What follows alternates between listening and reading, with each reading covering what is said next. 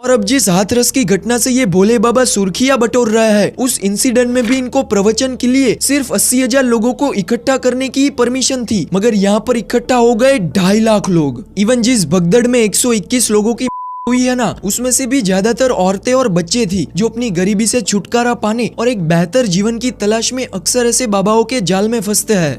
हम पर संकट की घड़ियाँ थी, हमारी वो रास्ते पर जीवन गाड़ी थी कि कहीं हमें सुख शांति ना मिलती थी। जब से हमने इनको माना है, इनको जाना है और इनका सबका साथ किया है, जब से हमारे घर में खुशियाँ ही खुशियाँ हैं और इन्होंने इतना दिया है।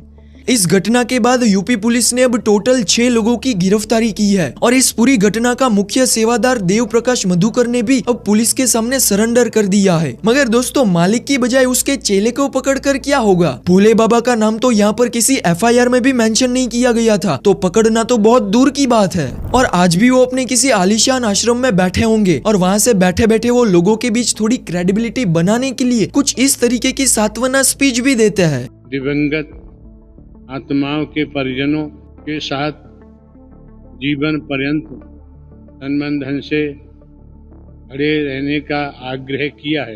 अब आप लोग ही जरा सोचो, इस स्पीच को सुनने के बाद आपको किस एंगल से ये बाबा लगता है। हालांकि भोले बाबा तो ये तक दावा करता है कि वो किसी व्यक्ति से दान नहीं लेते और ना ही किसी से पैसे मांगता है। पैसा नहीं लेते हैं बाबा? नहीं, बिल्कुल नहीं लेते पैसे। तो ये इतना बड़ा आश्रम हाईवे के किनारे करोड़ों की जमीन है, तो ये पैसा कहाँ से आ गया? जी, बट इन भाई साहब ने यहाँ पर इनडायरेक्टली एक बहुत बड़ा बिजनेस एम्पायर खड़ा किया हुआ है। इन्होंने क्या किया कि हर एक जिले के अपने आश्रम में एक ट्रस्ट और पैनल की स्थापना की, जो किसी एक सत्संग के ऑर्गेनाइजेशन से लेकर बड़े बड़े अधिकारियों के दान का भी हिसाब किताब रखता है। हाँ, बट यहाँ पर फर्क सिर्फ इतना है कि आपको कोई इसके पैसे नहीं देने, हाँ मगर थोड़ा बहुत दान कर देना है। एक जो है अध्यक्ष जी हैं, उनकी ये 10 बीघा जमीन है। हाँ, उन्होंने अपनी जमीन जो है प्रभु को जो है दे दी, अर्पण कर दी। अच्छा, ये जमीन जो है इससे आश्रम को दान दे दी है।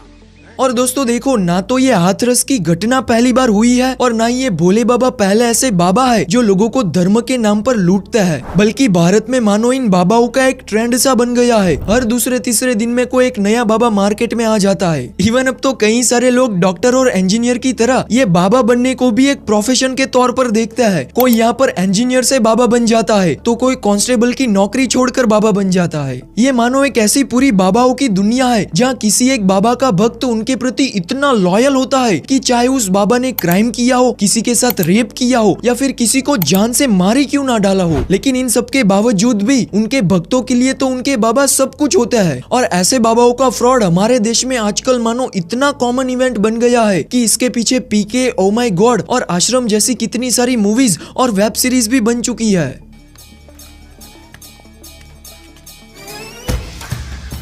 ये लग गया फैक्ट्री मां मशीन।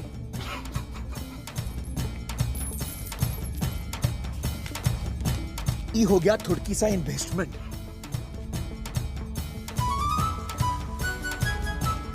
और ये हो गया इनागुरेशन।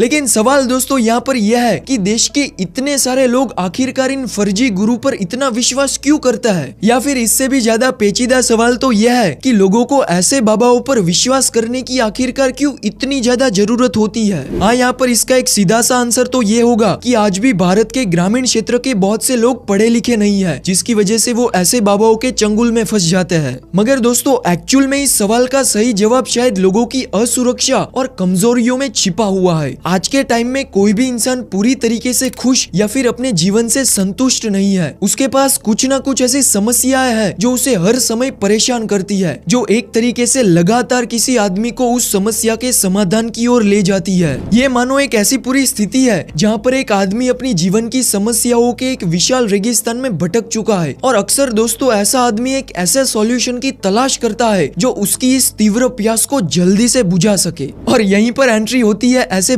बिजनेसमैन बाबाओं की। सबसे पहले तो ये लोग डायरेक्ट अपने आप को किसी भगवान का स्वरूप बताते हैं कि मैं तो शिव जी का रूप हूँ, मैं विष्णु भगवान का अवतार हूँ, या फिर मैं हनुमान जी का रूप हूँ। और यहीं से ही आप लोग ऐसे फर्जी बाबाओं को पहचान सकते हो, क्योंकि आज तक दोस्तों जितने भी सच्चे साधु महात्मा हमारे देश में हुए हैं ना, उसमें से किसी ने भी भगवान के नाम पर लोगों को मूर्ख नहीं बनाया। वो चाहे फिर संत कबीर, गुरु नानक देव जी, तुलसीदास, आदि शंकराचार्य, स्वामी दयानंद सरस्वती और गौतम बुद्धि क्यों ना हो।